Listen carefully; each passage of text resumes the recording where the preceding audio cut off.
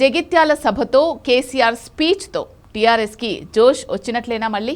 జోష్ వస్తుంది మరి సభ జోష్ మాట్లాడితే జోష్ వస్తుంది. కానీ ఒక సభతో ఒక స్పీచ్తో రాజకీయాలు మారిపోతే దేశంలో ఎన్ని సభలు అవసరం లేదు కదా. ఖచ్చితంగా కేసీఆర్ ఉత్సాహం బీఆర్ఎస్ శ్రేణులకు ఉత్సాహం లభించడానికి ఉపయోగపడుతుంది. అందులో కేసీఆర్ ఏడాది తర్వాత ప్రజాక్షేత్రంలోకి వచ్చడానికి ఇంకెక్కువ ఉత్సాహం ఉంటుంది. అందులో బీఆర్ఎస్ నుంచి ఎమ్మెల్యేలు వెళ్ళిపోయిన పరిస్థితి నుంచి కాంగ్రెస్లో సీనియర్ నాయకుడు బీఆర్ఎస్కి వస్తున్నాడు అంటే ఖచ్చితంగా అది అడ్వాంటేజ్గా ఫీల్ అవుతారు కదా. అంటే మా పార్టీ నుంచి వెళ్ళిపోవడం కాదు, మా పార్టీలోకే వస్తున్నారని కేటీఆర్ అన్నాడు కదా. ఎక్కడైనా అధికార కూటమి పార్టీలోకి ప్రతిపక్ష పార్టీ వాళ్ళు వెళ్తారు కానీ ఇక్కడ ప్రతిపక్ష పార్టీలోకి అధికార పార్టీ వాళ్ళు వస్తున్నారు అని చెప్పారు కదా. అయితే అది జగిత్యాల ఫినామినా, అదేం రాష్ట్ర ఫినామినా కాదు.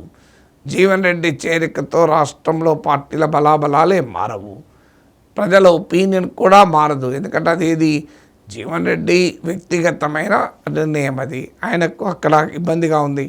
బీఆర్ఎస్ తరఫున గెలిచిన ఎమ్మెల్యేని తీసుకొచ్చి కాంగ్రెస్ను నెత్తిన పెట్టుకున్నారు కనుక తన రాజకీయ నష్టం జరుగుతుంది కనుక జీవన్ రెడ్డి తిరగబడేది. అందరికి తెలియదు ఇదంతా.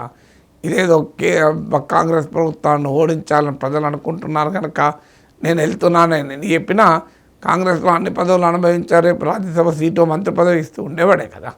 అందువల్ల ఇవి పెద్ద రాజకీయ ప్రభావం ఉండదు. కానీ డెఫినెట్గా కాస్త మొబిలైజేషను, కేసీఆర్ ఉత్సాహంగా స్పీచు, మీడియాలో కవరేజు ఎంతో కొంత ఉత్సాహాన్ని ఇస్తాయి.